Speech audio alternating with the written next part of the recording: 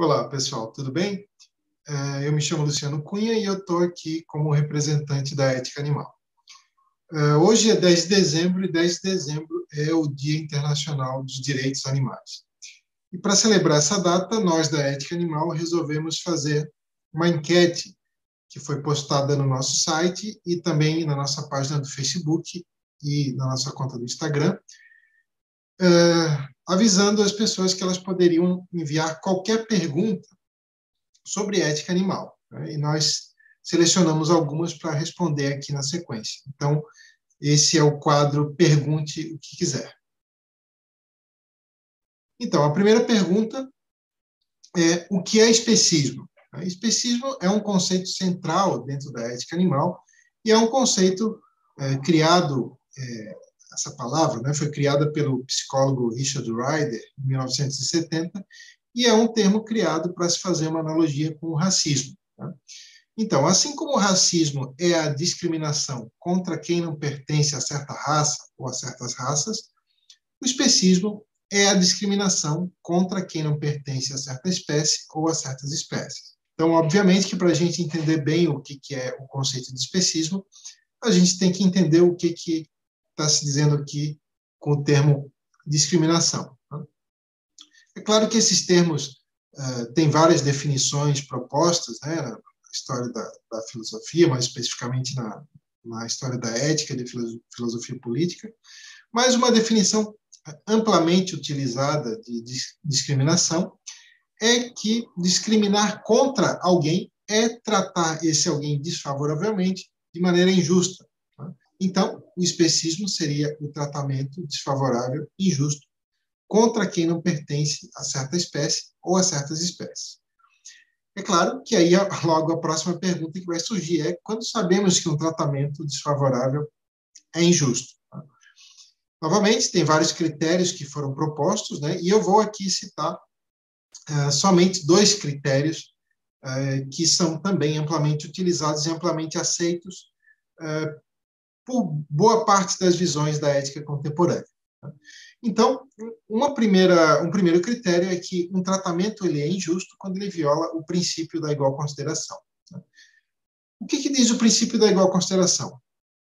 Diz que, na hora de saber como deveríamos considerar os interesses de cada indivíduo, né, os prejuízos e os benefícios que recairiam sobre esses indivíduos, o que temos de levar em conta é o grau desses prejuízos e desses benefícios, e não de a que grupo pertencem aqueles que receberiam esse prejuízo ou esse benefício. Por exemplo, se temos razões para evitar de prejudicar alguém, porque prejuízos são coisas negativas para aqueles que vão ser prejudicados, então parece que a força das razões que a gente tem para evitar de prejudicar alguém dependem do tamanho desse prejuízo. Não dependem, por exemplo, da raça de alguém, do gênero de alguém, da espécie de alguém.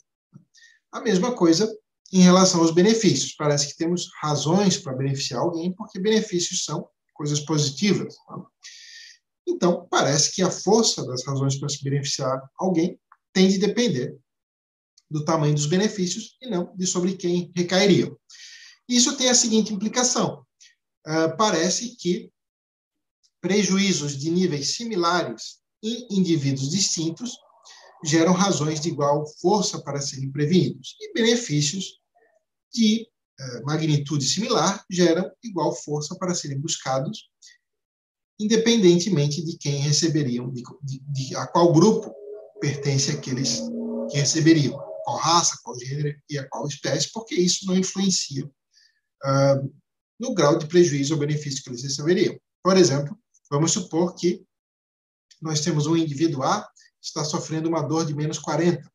É uma dor grave, uma dor severa. E vamos supor que nós temos um indivíduo B que está sofrendo uma dor de intensidade similar e de duração similar. Então, de acordo com o princípio da igual consideração, nós temos razões de mesma força para tentar aliviar o prejuízo do A e do B. Se nós dizemos que a dor de magnitude de menos 40 gera razões mais fortes para ser aliviada em A do que em B, porque A pertence a determinada raça, a gênero ou a determinada espécie, nós estamos sendo tendenciosos. E é isso que o princípio da igual consideração diz. O princípio da igual consideração diz que prejuízos e benefícios de magnitude similar geram razões de igual força para serem evitados, no caso dos prejuízos, ou para serem buscados, no caso dos benefícios, e que proceder de outro modo é ser arbitrário, é ser tendencioso e, portanto, é ser injusto. Então, uma decisão ela é injusta quando ela viola o princípio da igual consideração.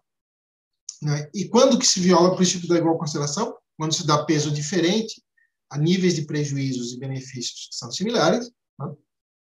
Ou, mais escancaradamente, quando se dá um peso maior ao prejuízo menor ou benefício menor. Por exemplo, os animais não humanos, eles são discriminados não somente quando eles têm níveis de prejuízos e benefícios que são similares e recebendo um peso menor. A forma mais comum de discriminação contra os animais não humanos é mais escancarada ainda, porque ela dá um peso maior aos prejuízos muito menores que os humanos teriam. Tá? Um exemplo disso é o próprio consumo de animais. Tá? Por exemplo, se os humanos deixam de consumir os animais, tem como opção comer comida de origem vegetal. Tá? E se os humanos decidem comer os animais perdem a vida e no sistema mais comum, né, de produção de animais para consumo, que é a produção em larga escala, industrial, também sofrem do momento que nasce até o momento da morte, é uma morte prematura. Então, os animais têm muitos dias de sofrimento extremo e intenso, e também perdem muitos anos de vida. Então, obviamente que os animais são mais prejudicados pelos humanos os consumirem do que os humanos são prejudicados se deixarem de consumir. Então, por isso que a exploração animal, no caso a exploração animal para consumo, viola o princípio da igual consideração. Mas não apenas para consumo. Por exemplo, o caso da experimentação animal. Os animais não humanos padecem de certo prejuízo se são utilizados na experimentação animal. E isso é normalmente considerado aceitável pela maioria das pessoas. Mas se humanos padecessem de prejuízos similares, se fossem forçados a ser utilizados nesses experimentos, padecendo de níveis de prejuízos similares, por exemplo, uma intensidade de sofrimento similar, ou se perdessem anos de vida, a mesma quantidade de anos de vida, se fossem mortos, a maioria das pessoas não consideraria isso aceitável. Então, isso é sinal de que estão cometendo especismo, porque estão dando peso diferente a níveis de prejuízos que são similares. Estão violando o princípio da igual consideração. Então, essa é uma forma de dizer quando que um tratamento desfavorável é injusto. Ele é injusto quando viola o princípio da igual consideração. Outra maneira de mostrar que um tratamento é injusto é quando ele viola o princípio da imparcialidade. O princípio da imparcialidade diz o seguinte, que um tratamento ele é imparcial, ou seja, ele não é tendencioso, né? Ele não é arbitrário, quando ele poderia ser defendido se não soubéssemos se seríamos nós aqueles que sofreriam esse tratamento. Então, mais uma vez, o especismo é injusto porque aquilo que se faz aos animais não humanos jamais seria aprovado como justo se fosse feito contra nós mesmos. Né? Jamais aprovaríamos o que se faz com os animais humanos se não soubéssemos se aquilo seria feito aos animais humanos ou se seria feito contra nós ou contra qualquer outro humano. Então, é por essa razão que o especismo é o tratamento desfavorável, injusto, contra quem não pertence a certa espécie ou a certas espécies. Então, vejam, ele é um tratamento desfavorável, injusto, ou seja, a discriminação contra quem não pertence a certa espécie ou a certas espécies, e uma discriminação é um tratamento desfavorável que é injusto. E um tratamento desfavorável é injusto quando viola o princípio da igual consideração ou o princípio da imparcialidade. Uma segunda pergunta diz, quais são os tipos de especismo? Bom, as posições especistas elas podem ser classificadas de acordo com vários parâmetros. Tá? Então, por exemplo, se poderia falar em tipos de especismo no sentido de investigar qual espécie que os membros dessa espécie estariam sendo discriminados. Então, a forma mais comum de especismo é o especismo antropocêntrico, que diz o seguinte, todos aqueles que não pertencem à espécie humana são tratados desfavoravelmente de maneira injusta, né? Ou seja, por exemplo, eles ou têm o seu bem considerado em menor grau, diante de prejuízos e benefícios similares, ou então o bem desses indivíduos não recebe consideração moral alguma, né? Mas nem toda manifestação de especismo é antropocêntrica. Existem formas de especismo que não são antropocêntricas. Por exemplo, quando se diz que os membros de espécies que estão em extinção deveriam ter os seus interesses similares, né, seus níveis de prejuízo e benefícios similares aos membros de outras espécies, considerados em maior grau. Então, se estaria cometendo uma discriminação contra os animais que não são membros de espécies em extinção, porque se estaria dando um peso menor aos níveis de prejuízo e benefícios similares que recairiam sobre eles. Seria uma forma de especismo que não seria antropocêntrica, porque não favoreceria necessariamente os membros da espécie humana, mas favoreceria tendenciosamente membros de espécies em extinção. Outra forma de especismo nesse sentido seria que, na verdade, teria um pezinho fundo lá no antropocentrismo, mas não necessariamente seria antropocêntrico. Antropocêntrico seria dizer que os interesses similares de animais que os humanos têm uma certa empatia ou têm uma certa relação de proximidade deveriam receber maior importância do que os animais que os humanos não têm esse tipo de relação. Então, por exemplo, nesse caso, normalmente os mamíferos, ou os vertebrados, ou aqueles animais que os humanos têm uma relação íntima, próxima, são favorecidos tendenciosamente porque eles teriam os seus interesses similares considerados em maior grau do que os animais não humanos, que os humanos não teriam essas relações. Bom, então, um parâmetro a partir do qual se pode dizer que existem formas de especismo seria em relação aos membros de qual espécie que seriam desfavorecidos, ou de quais espécies, né? Desfavorecidos tendenciosamente. Um outro parâmetro que daria de classificar as posições especistas é saber se elas são objeto referente ou se elas são indexicais. As posições especistas que são objeto referente, elas dizem o seguinte: os membros dessa espécie aqui importam mais, ou só eles que importam, seja lá de qual for a espécie. Claro que é mais comum, é antropocêntrico, né? Diz, olha, os humanos importam mais. Poderia ser de outra, sei lá, os membros de espécie em extinção, ou os mamíferos, ou só os leões, etc. Bom, tem outras formas de especismo que são indexicais, porque elas não especificam uma espécie determinada que os membros vão receber uma consideração maior. Só diz o seguinte, por exemplo, que cada um favoreça os da sua própria espécie, né? Então, não especifica nenhuma espécie, né, determinada, mas diz que cada um prescreve cada um de favorecer os da sua própria espécie. Isso também é uma forma de especismo, né, porque, como vimos na primeira pergunta, se os interesses são similares, né, então não temos justificativa para dar um peso diferente a esses interesses, dependendo da espécie a qual alguém pertence. E existe ainda uma outra coisa, que não, na verdade não são tipos de especismo, são formas diferentes pelas quais o especismo tem sido defendido. Então, são as razões pelas quais alguém tenta dizer que o especismo é uma postura adequada. Tem várias dessas formas. Por exemplo, quando se diz que os humanos possuem um status ontológico superior, ou quando se diz simplesmente que os humanos possuem dignidade, ou que possuem uma série de capacidades que os animais não humanos supostamente não teriam, por exemplo, a posse da razão, linguagem, senso de justiça, senso de moralidade, capacidade de realizar contratos, uma série de capacidades, né?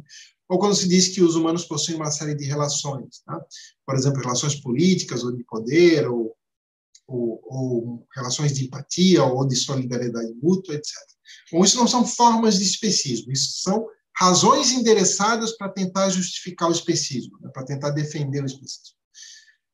Não vou responder esses argumentos aqui hoje, porque tem vários outros vídeos aí onde a gente já responde, né? Mas só para apontar dois problemas centrais com esses argumentos aqui. Tem muitos humanos que não cumprem esses critérios, né? Nem que não têm essas capacidades, nem essas relações. Por exemplo, os bebês, as crianças muito pequenas, portadores de certas doenças mentais, né, vítimas de certos acidentes que afetam as capacidades cognitivas, e nem parece que por isso justifica tratar esses humanos pior do que se trata outros humanos. Pelo contrário, parece que a falta dessas capacidades ou dessas relações nesses humanos implica que nós deveríamos dar um cuidado ainda maior para eles. Né?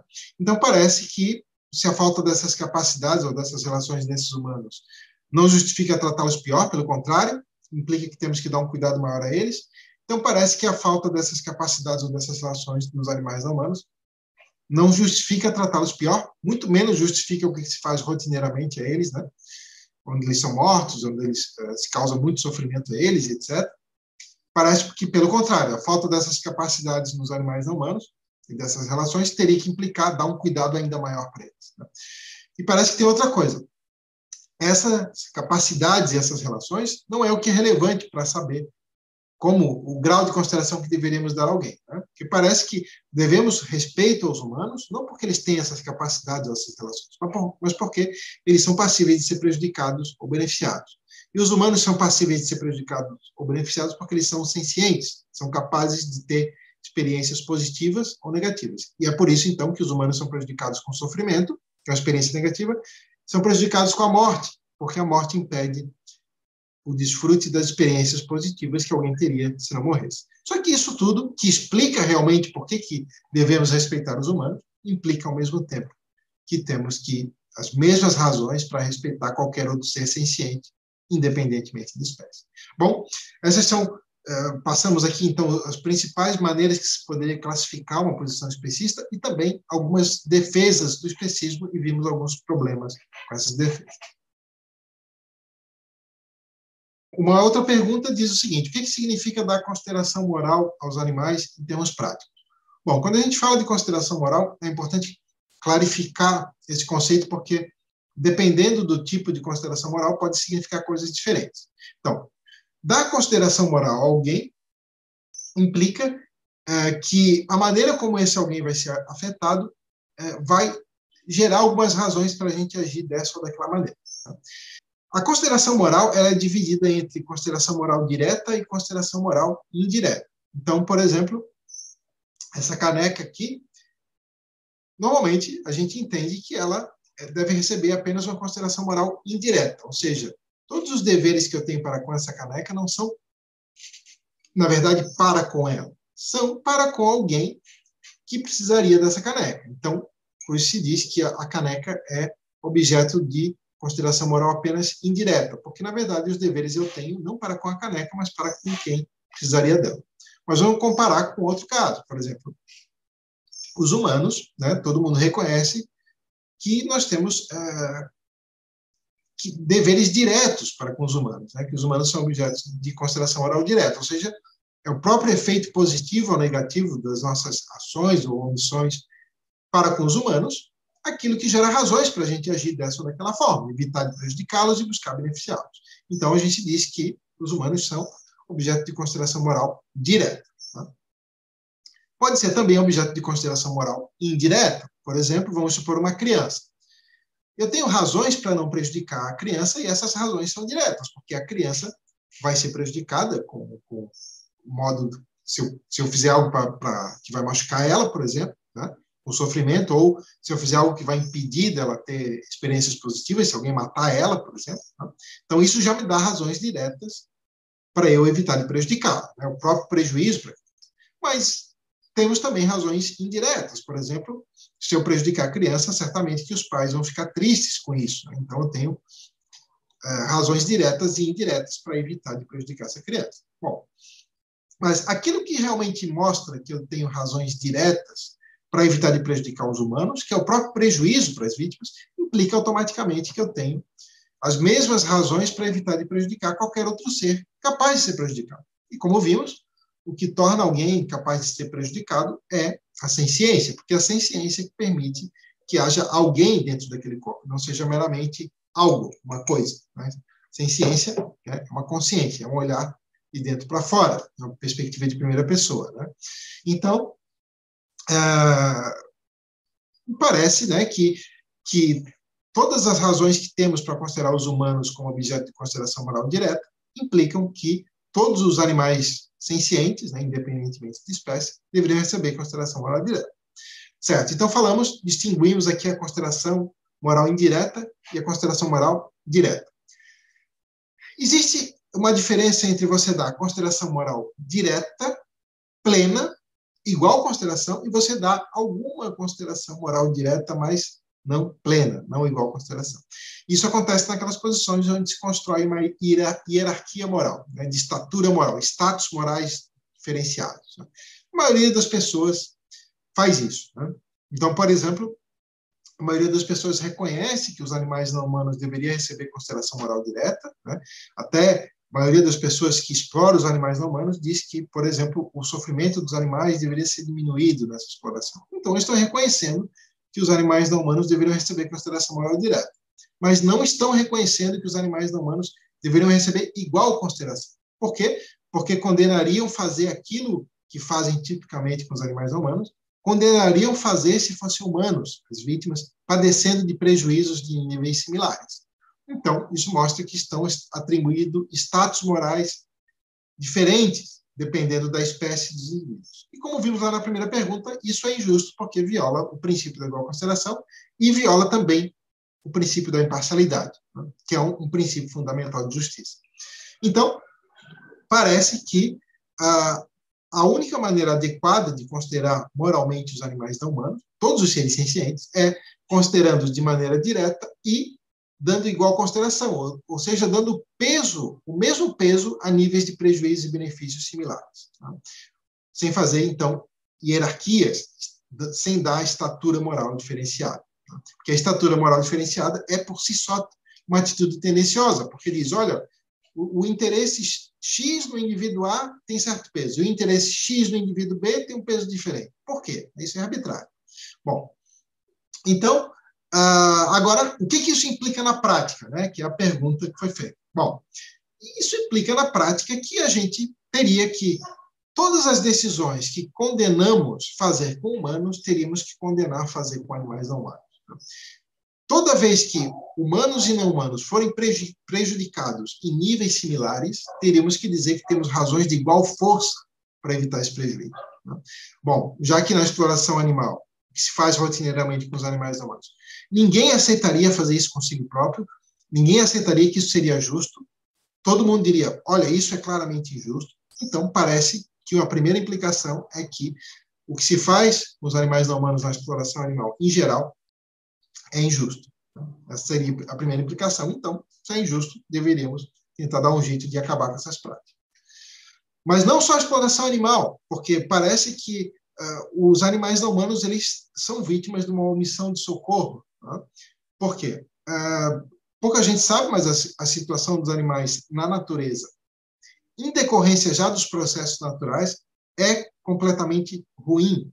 Os animais não humanos, a grande maioria deles nasce só para sofrer, para ter praticamente só sofrimento e ter uma morte extremamente prematura, já por conta dos processos naturais. Claro que os humanos fazem muitas práticas que, por vezes, agravam esse sofrimento natural. Mas, naturalmente, muito antes dos humanos surgirem no planeta,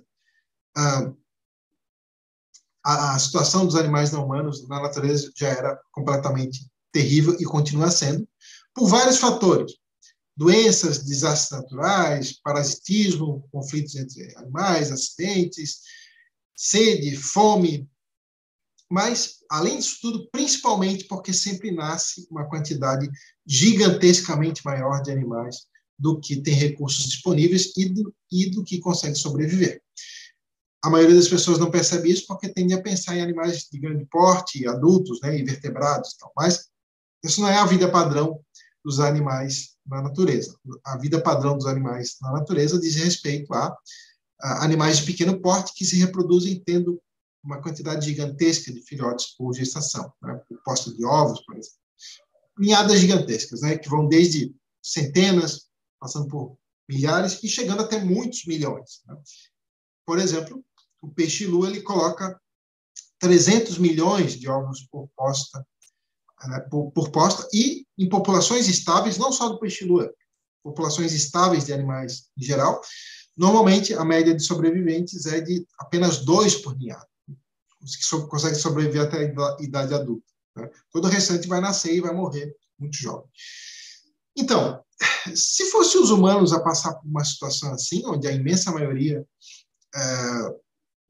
morre, nasce só para morrer e sofrer intensamente, é claro que diríamos que deveria ser pesquisado como diminuir essa alta taxa de mortalidade, né, e de sofrimento.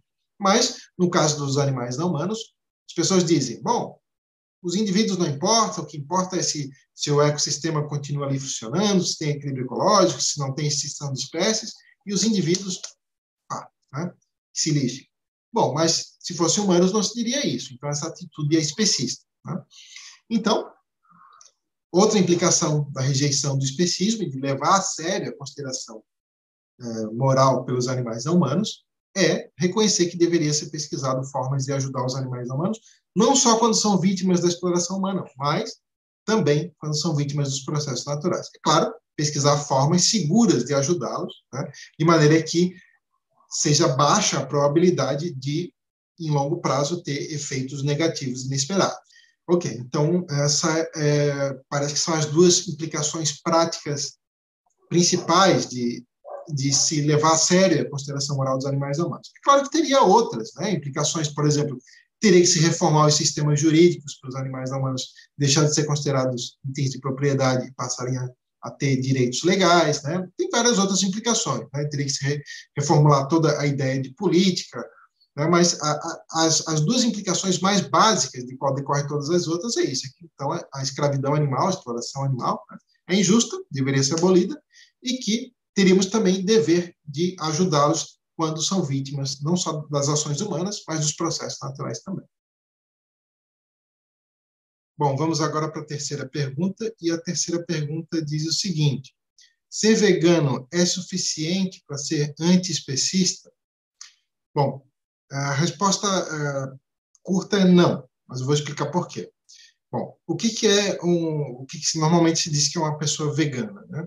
Bom, esse termo, na verdade, a origem do termo, né, no sentido original, diz que alguém é vegano se recusa a apoiar a exploração animal por razões de preocupação com a justiça para os animais, né? Não é por razões indiretas. Só que ao longo do tempo, principalmente aqui no Brasil, esse termo foi sendo utilizado para se classificar outras posições, né, num sentido muito diferente. Por exemplo, o que se chama atualmente de vegano é uma pessoa que não consome carne, leite, ovos, por qualquer razão, né, independentemente de isso estar vinculado com os animais. Então, né, normalmente se fala dos veganos pela saúde, veganos por razões ambientalistas e tal, mas vejam que isso é uma desvirtuação completa do sentido original do termo, né, que era em relação a uma reivindicação de justiça para os animais. Né? Então, atualmente, o termo, como está sendo utilizado, é totalmente desvinculado disso. Né? Mas, ok, vamos supor que o termo recuperasse o seu sentido original.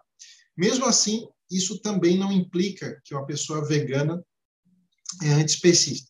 Pessoas antiespecistas certamente que serão veganas, mas o inverso não necessariamente é verdadeiro.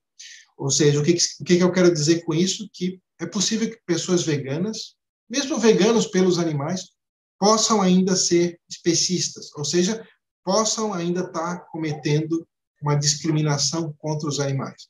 Pode ser que ainda estejam tratando os animais de maneira injusta. Já vou explicar como isso é possível. Tá?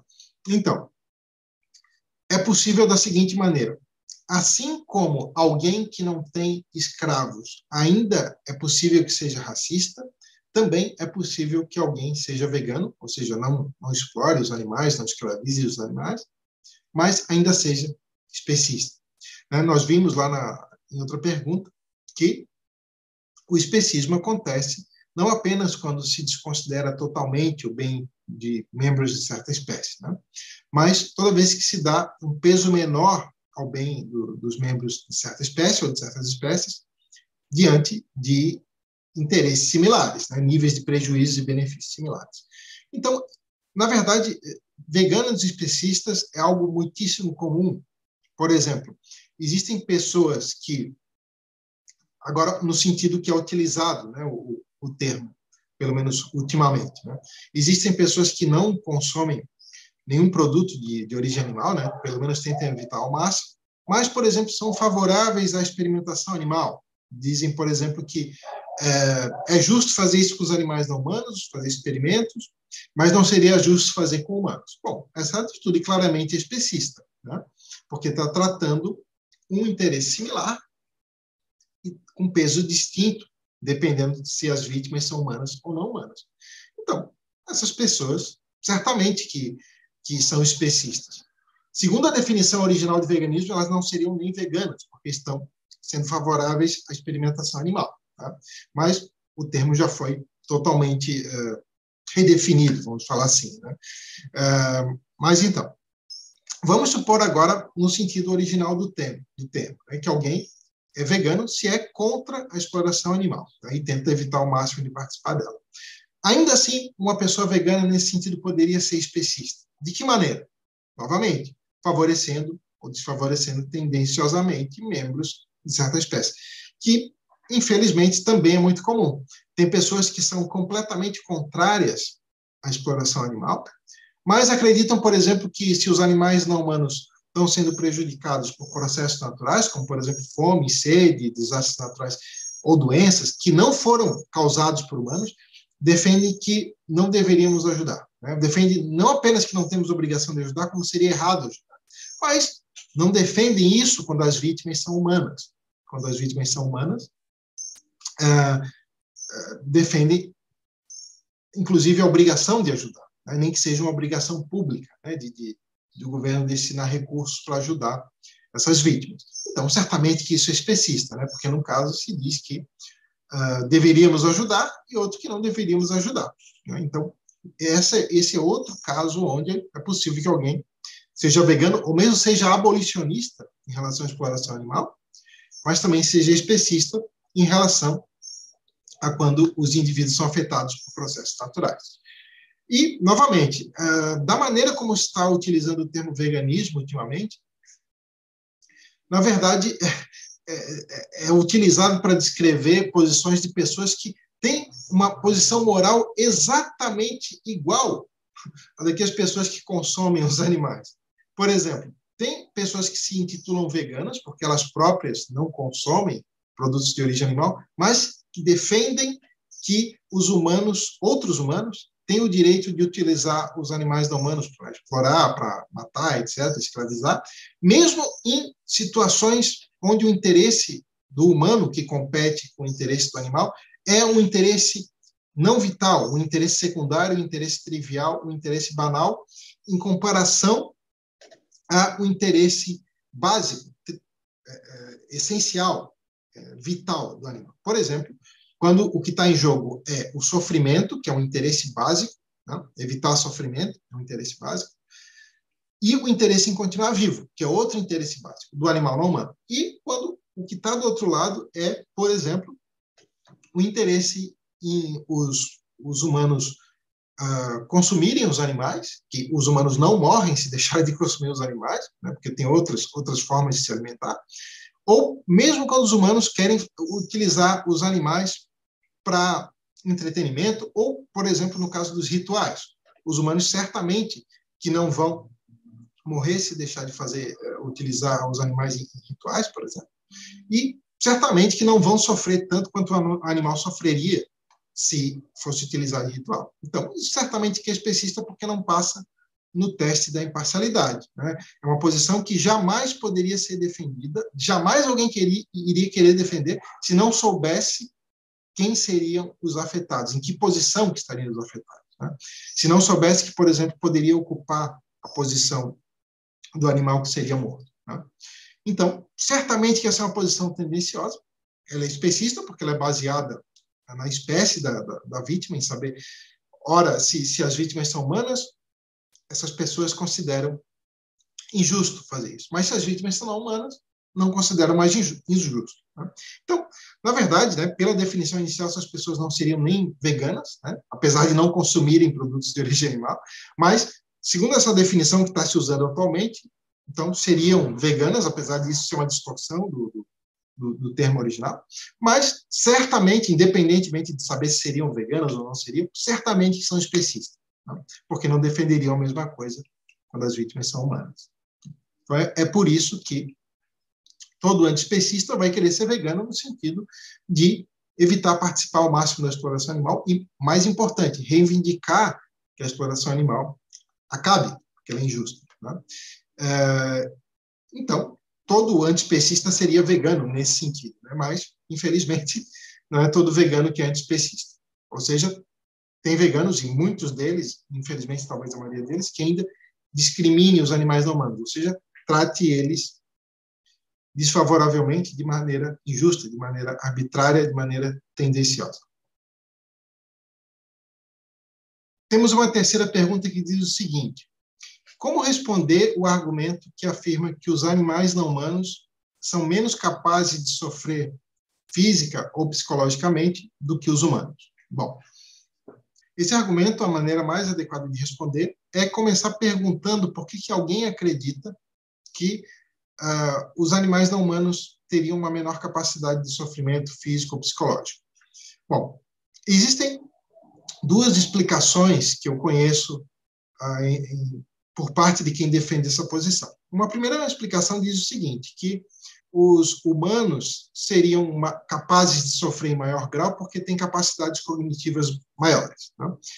Bom, um primeiro ponto a se apontar em relação a isso é que isso é falso em relação a muitos humanos, né? Porque tem muitos humanos que não têm capacidades cognitivas sofisticadas desenvolvidas. Né? Por exemplo, que é o caso dos bebês, das crianças pequenas, portadores de certas doenças mentais, etc.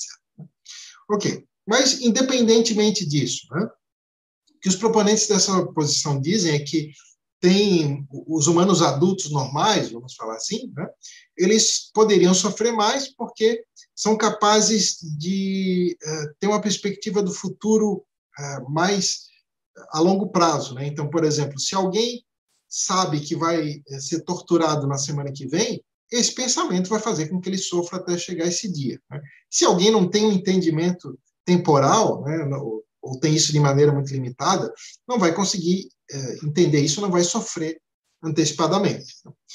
Ou, por vezes, os proponentes dessa posição apontam isso em relação ao passado. Né? Então, por exemplo, dizem que como as maiores capacidades cognitivas humanas, né, de adultos normais, fazem com que eles tenham um leque maior de memórias, então eles conseguem sofrer por lembrar de coisas que aconteceram há muito tempo. Né? E se os animais não humanos, pelo menos vários deles, não tiverem essas capacidades cognitivas desenvolvidas nesse mesmo grau, então não sofreriam nem por antecipação de eventos negativos, nem por recordação de eventos negativos.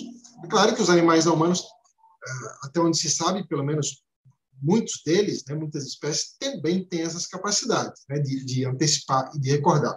Mas vamos assumir aqui, para efeito de argumentação, que eles não tivessem, né, até porque é possível que existam espécies que não tenham, né, ou que tenham isso de maneira muito limitada. Bom, uma maneira de responder esse argumento é dizer o seguinte, que sim, existem casos onde uma maior capacidade de antecipar o futuro ou de recordar do passado, recordar eventos negativos, antecipar eventos negativos, vai implicar, sim, um sofrimento maior. Mas isso não é verdadeiro em todos os casos. Por quê? Bom, primeiro, porque, às vezes, o entendimento, ter um entendimento cognitivo, uma capacidade cognitiva menor, é que implica um sofrimento maior. Por exemplo, todo mundo que já tentou dar um remédio ou uma injeção por um adulto e depois fazer a mesma coisa numa criança pequena ou para um animal não humano, sabe o quão difícil é aplicar isso numa criança ou num animal não humano, justamente porque o entendimento deles é menor. Né? Então, isso implica um sofrimento maior da parte deles, porque se a gente explica para um adulto, né, olha, esse remédio aqui vai ser para o seu bem, né, a injeção aqui vai curar, quase sempre as pessoas aceitam, né, e aceitam numa boa. Claro, pode ser que alguém tenha uma fobia de agulhas, né, pode ser que tenha uma fobia de certo tipo de remédio, mas, na maioria dos casos, né, a maior capacidade cognitiva implica em sofrimento menor, nesse caso. Os animais não humanos normalmente percebem a tentativa de segurar eles para aplicar um remédio como uma tentativa de capturá-los, né? Eles não sabem o que está acontecendo ali, que aquilo é para o bem deles. Isso vai implicar um sofrimento maior. Então, esse é um caso onde, tipicamente, o entendimento menor implica um sofrimento maior. Tem outro ponto ainda. O segundo ponto é que, assim como uma maior capacidade cognitiva implica que alguém possa sofrer por antecipação ou por recordação de eventos negativos, essa capacidade também permite que alguém tenha o seu sofrimento presente aliviado por antecipação de eventos positivos e por recordação de eventos positivos. Por exemplo, um humano adulto que ele está refém, tá? Mas ele sabe que o resgate foi pago e que ele vai ser libertado já dentro de meia hora. Está tudo acertado, que os policiais já renderam os sequestradores. Bom, esse entendimento faz com que o sofrimento presente dele possa ser aliviado pela expectativa de um evento positivo futuro. Eu vou ser solto daqui a pouco. Tá? Alguém que não tem esse entendimento, uma criança pequenininha, um animal não humano, continuaria sofrendo. Tá? E o mesmo acontece em relação à recordação de eventos positivos passados. Por exemplo, alguém que está num sofrimento presente e tem uma capacidade de memória grande, pode lembrar de vários eventos positivos para ter o seu sofrimento presente aliviado e se consolar ou se distrair, né? E lidar melhor com esse sofrimento. Quem não tem essa capacidade, ou tem ela de maneira muito limitada, não pode recorrer a esse recurso. Né? Então, por exemplo, um dos principais autores aí que escreveu sobre ética animal nos anos 70 e 80, no Bernard Rowling, ele morreu há poucos meses, né? Todos esses argumentos que eu dei agora são argumentos que ele enfatizava muito. Né? Não sei se ele foi o primeiro a dar esses argumentos, mas sim, são argumentos vamos dizer assim, do Bernard Rowling. E, então, ele enfatizava isso, que os seres que não têm uma capacidade cognitiva desenvolvida, em sentido temporal, se eles estão no presente em sofrimento, o universo deles é sofrimento. Né? Eles não podem recorrer a antecipação de eventos positivos, nem a memória de eventos positivos para ter o seu sofrimento presente aliviado. Bom, outro ponto, né? Além disso, uma capacidade cognitiva menor geralmente implica numa vulnerabilidade maior. É por essa razão que os cuidados com uma criança pequena, com um bebê, com uma vítima de certa doença mental, ou alguém que sofreu um acidente que fez perder as capacidades cognitivas, o cuidado com esses indivíduos tem que ser muitíssimo maior do que alguém que tem essas capacidades desenvolvidas, porque essas capacidades permitem que alguém cuide de si, que alguém se defenda. Né? Então, essas capacidades mais desenvolvidas, elas diminuem a vulnerabilidade. Né? É claro que nem sempre isso coincide. Né? Por exemplo, alguém que está paraplégico ou tetraplégico e tem as capacidades mentais de um adulto normal, tem essas capacidades em maior grau do que uma criança ou de um adolescente, né? Mas está mais vulnerável por estar paraplégico ou tetraplégico. Nem sempre coincide, mas na maioria dos casos, sim. Na maioria dos casos, quanto menores as capacidades cognitivas, maior a vulnerabilidade. Por exemplo, vamos supor que esse adulto que tem as capacidades cognitivas normais, do humano normal, que está paraplégico ou tetraplégico, se ele ainda, além disso, tivesse perdido essas capacidades cognitivas, ele estaria ainda mais vulnerável. Né? Então, o menor grau de capacidades cognitivas pende para uma maior vulnerabilidade. Então, agora vamos passar para outra parte. Né? Existe um outro argumento que diz o seguinte, que os animais não humanos, que eles teriam uma valência menor das experiências, ou seja, eles teriam experiências tanto de prazer quanto de sofrimento, menos intensas, por conta de razões evolutivas. Né? Então, por exemplo, existe uma perspectiva que diz que a intensidade da valência, a intensidade das experiências, depende da quantidade de neurônios e depende da complexidade da interação entre esses neurônios. E se diz que isso é assim por razões evolutivas. Por exemplo, se diz que os animais que são filhotes, por exemplo, ou que são de espécies que têm cérebros menos complexos, eles não precisariam dessas habilidades para sobreviver, ou precisariam menos, né? Porque seria um desperdício de energia, já que a maioria deles morre, né? Porque se reproduzem tendo uma quantidade gigantesca de filhotes né? Normalmente sobrevive 1 ou 2 por ninhada em ninhadas gigantescas. Bom, uma maneira de responder esse argumento é mostrar que esses animais, por razões evolutivas, não só precisam também dessas capacidades, como precisam ainda mais. Isso pode até sugerir que as experiências desses animais têm uma valência mais intensa. Vejamos por quê. Bom, na verdade, o que é otimizado pelos processos evolutivos, né, a gente sabe que não é o bem-estar dos indivíduos. Né? Os processos naturais vão prevalecer aqueles traços que são mais eficientes em transmitir informação genética. Né? Então, esse traço de ter uma quantidade gigantesca de filhotes é muitíssimo eficiente em transmitir informação genética, porque mesmo que morra a imensa maioria dos que nascem, se sobreviver 1 ou 2, está garantido que, né, sobreviver um casal fértil, é muito grande a probabilidade que esse traço seja passado adiante. Né? Bom, então, por que esses animais precisam que a valência das suas experiências sejam bastante aguçadas? Bom, para a gente entender isso, a gente tem que entender a diferença entre animais que são precociais e animais que são altriciais.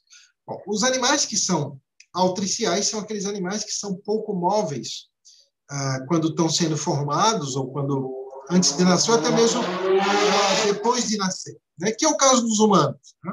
Os humanos, eles são pouco móveis depois que nascem, e quando está na gestação, né, se movem muito pouco, são pouco ativos, né, em comparação a outros tipos de animais.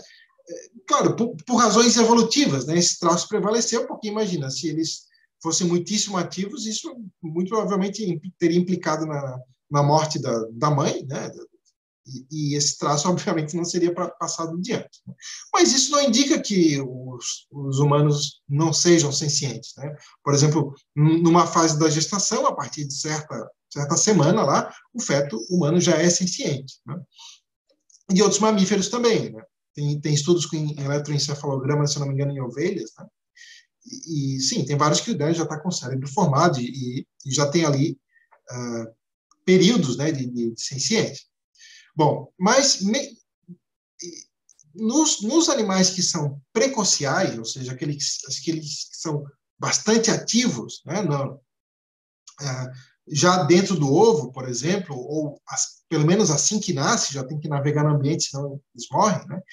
Esses animais, eles, por razões evolutivas, eles têm que ter a senciência muitíssimo aguçada nesse período, né? Porque seria a maneira mais eficiente de transmitir informação genética.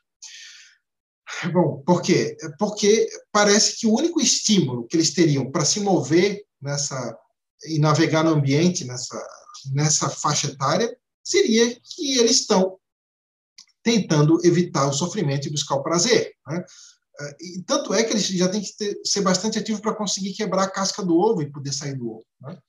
Quando eles forem adultos, eles já terão outros estímulos para se comportar dessa ou daquela maneira, que não necessariamente só evitar sofrimento e buscar o prazer. Né? Então, isso pode indicar então, que nessa idade, e nessas espécies, que tipicamente têm uma quantidade de um cérebro muito mais simples, é possível, então, que, por razões evolutivas, a senciência deles seja muitíssimo mais aguçada. Tem vários estudos que apontam nessa direção, vou falar de um com peixe-zebra. Né? Peixe-zebra, eu não vou lembrar exatamente qual é a quantidade de neurônios, mas o peixe-zebra adulto, a quantidade de neurônios do cérebro, né, do peixe-zebra adulto, é muitíssimo maior do que das larvas do peixe-zebra, né, os filhotinhos. Os filhotinhos e os antes de saírem dos ovos. Né? Mas o que se descobriu com esses estudos? E sim, e, claro, não só tem mais neurônios dos adultos, mas as sinapses, né, a interação entre os neurônios é muitíssimo mais complexa. Né? São muitíssimo mais complexas. Mas o que se descobriu com os estudos é que os adultos, eles têm um comportamento plástico o bastante para se concluir que eles são sencientes e que as respostas que eles dão aos estímulos dolorosos ou prazerosos não são meros reflexos. Como é que você sabe disso? Porque eles duram, às vezes, por dias. Às vezes, por dias, o peixe zebra adulto muda o lugar onde ele teria que passar só para não passar por um estímulo que seria doloroso. Tá? E se ele percebe que aquilo foi retirado, ele vai lá e volta a passar por aquele local, mudando seu comportamento, não um mero reflexo automático, mas planejando aquilo por dias. Se descobriu o quê? Que as larvas do peixe zebra, naquelas situações onde poderia se concluir que os adultos estão respondendo à dor e sofrimento, as larvas respondem exatamente na mesma medida. Tá? Então, isso leva a concluir que o quê? Que as larvas do peixe zebra não só são sencientes também, mas são tão sencientes quanto são os adultos. Apesar de o cérebro das larvas ter uma quantidade imensamente menor de neurônios e ter uma complexidade de interação muito menor do que dos adultos. Então, isso parece ser uma razão para se colocar um ponto de interrogação muito grande naquela ideia de que a valência das experiências depende da complexidade cerebral, né, e depende da complexidade da interação entre neurônios. Né? Tem, na ética animal, esse estudo está em inglês ainda. Na verdade, não é um estudo, é uma revisão de vários estudos. Né? Ele está sendo traduzido, mas vou deixar aqui na descrição do vídeo o link para o texto em inglês, tá? Onde cita vários desses estudos em relação a animais precociais, né? Como é que eles respondem a isso. Bom, vamos para outra pergunta aqui. Essa pergunta é muito interessante. Alguém perguntou o seguinte: se o dano da morte não perderia força se argumentassem que a morte priva mais experiências negativas do que positivas? Bom, vou explicar, para quem não conhece a argumentação sobre o dano da morte, né, o que essa pergunta quer dizer. Bom, parece que a maneira mais utilizada entre os autores que discutem o dano da morte para explicar por que a morte é um dano é que a morte é um dano porque priva aquele que seria morto das experiências positivas que ele teria para desfrutar se continuasse vivo. Bom, mas essa pergunta está dizendo o seguinte, então, mas o que acontece se a gente fosse contabilizar todas as experiências positivas e negativas que esse alguém teria, vamos supor que se alguém tivesse lá na balança 50% de, sei lá, 49% de experiências positivas, mas 51% seriam experiências negativas, aí de mesma intensidade. Né? Então, parece que se alguém seria menos prejudicado com a morte, ou então teríamos que dizer que ele não seria prejudicado com a morte. Bom, são duas questões diferentes. Né? Uma é saber se ele seria mais prejudicado com a morte ou menos prejudicado com a morte. Bom, essa questão parece mais simples. Né? Uma outra questão é que poderia se dizer o seguinte: parece que ele, então, teríamos que dizer que ele não seria prejudicado com a morte, já que a quantidade de experiências negativas seria maior. Bom, vamos falar primeiro da primeira questão. Vamos assumir, para efeito de argumentação, que esse indivíduo seria prejudicado com a morte também. Mas parece que ele seria menos prejudicado com a morte do que se essa morte impedisse, sei lá, uma quantidade maior, muito maior de experiências positivas e uma quantidade, né, menor de experiências negativas. Isso parece razoável, né, e parece que não tem grandes controvérsias. Mas aí vem a outra questão, né? A outra questão diz assim, tá, mas se a morte é um dano porque previne alguém de desfrutar de experiências positivas, nesses casos aí, onde alguém teria, sei lá, 51% de experiências negativas e 49% de experiências positivas pela frente e morre, teríamos que dizer, então, que ele não foi prejudicado com a morte? Bom, aí é uma questão mais geral sobre teoria do valor, de como pesar dois parâmetros. O que acontece é o seguinte: não necessariamente esses parâmetros eles têm que ter o mesmo peso. Por exemplo, a maioria das pessoas acha que vamos supor que essas experiências positivas e negativas elas fossem todas de mesma intensidade, né? E então vamos supor que alguém claramente pensasse assim, bom, mas ainda que eu tivesse 49% de experiências positivas e 51% de experiências negativas, eu acho que ainda valeria a pena viver, valeria a pena continuar vivo e eu seria prejudicado com a morte, alguém poderia dizer isso. Né? Então, nesse caso, o que esse alguém está fazendo é o seguinte, ele está comensurando o valor de evitar experiências negativas e o valor de buscar experiências positivas, e ele não necessariamente está dando o mesmo peso. Ele está dizendo, olha, buscar experiências positivas tem um peso maior, né, nesse cálculo aí. Tá? Ok, isso não é problemático, a gente faz isso o tempo todo, os valores não têm que ter necessariamente o mesmo peso.